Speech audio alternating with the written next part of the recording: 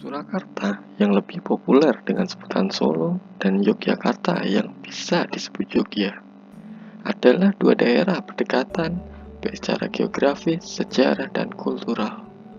Kedua daerah ini hanya berjarak sekitar 70 km. Banyak penduduk Solo bekerja di Jogja, begitu juga sebaliknya. Pagi mereka di Solo, lalu menuju Jogja, dan sorenya sudah kembali ke Solo. Demikian pula yang paginya di Jogja, lalu menuju Solo, dan sorenya sudah kembali ke Jogja. Kedekatan kultural Solo dan Jogja ditunjukkan dengan warisan kekayaan budaya dari masa Mataram. Faktor lisan maupun non-lisan yang berkembang di Surakarta dan Yogyakarta hampir serupa. Sebagaimana bisa ditemukan di cerita rakyat, upacara adat, situs budaya, dan perilaku budaya. Kedua wilayah ini sangatlah mirip. Kedekatan kultural ini tidak bisa dipisahkan dari fakta tentang kedekatan sejarah keduanya, yang pernah menjadi satu dalam payung kerajaan Mataram. Menggantung besar sebuah peluang. Oh, lagi-lagi dan kali ini sebuah skema dan gol.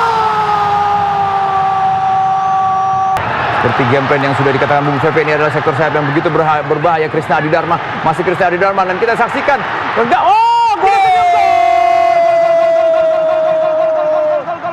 Dalam sepak bola, terdapat Persis Solo dan PSIM Yogyakarta, yang merupakan dua klub perserikatan yang masih terus eksis di persepak bolaan Indonesia. Walaupun kini mereka masih terjebak di kasta kedua liga, pertemuan dua tim dalam tajuk Derby Mataram selalu menyajikan laga panas. Tensi tinggi dikarenakan hubungan kurang harmonis dari kedua supporter sehingga Derby Mataram kerap dibumbui friksi anarkis. Namun, sebelum lahirnya Persis dan PSIM, sudah ada Football Bond Surakarta atau VBS dan Football Bond Jogja and Omstreken atau VBDO. VBS dan VBDO merupakan klub yang dibuat oleh Belanda di bawah naungan NIVB, Netherlands Indie Football Bond, atau PSSI-nya orang Belanda di Indonesia.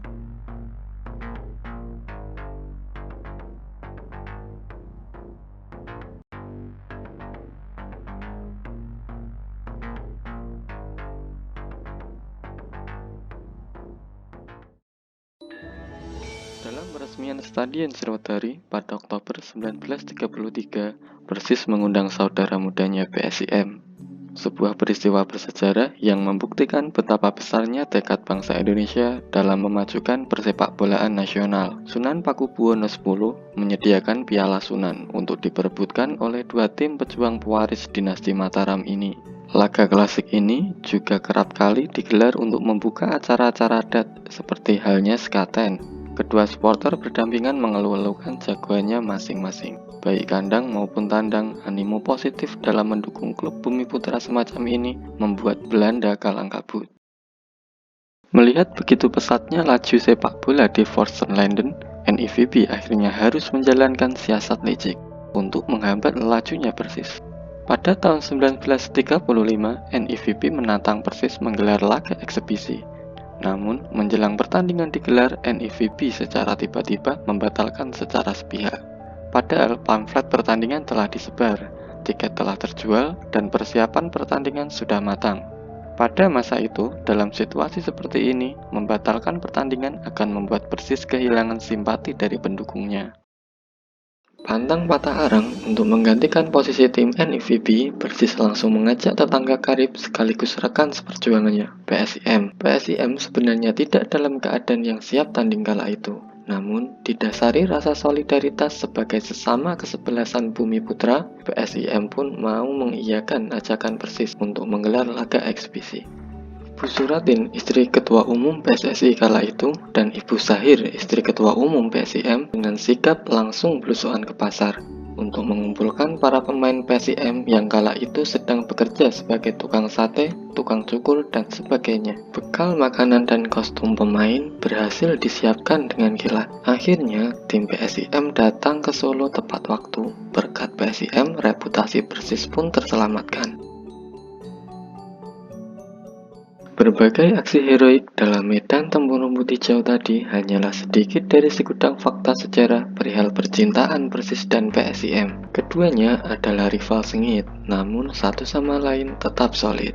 Sinergitas profesional keduanya menghasilkan eksplosi dahsyat bak dinamit. Bahkan saking dahsyatnya, pada tahun 1939, Persis dan PSIM mendapat kehormatan mewakili tim PSSI untuk bertanding melawan kesebelasan asal Australia, Winner Sport Club. Persis dan PSIM merupakan warisan nenek moyang yang kerap senada seirama dalam membuncahkan perjuangan. Persis dan PSIM adalah pemersatu bumi Mataram yang sempat lekang akibat intervensi kolonial.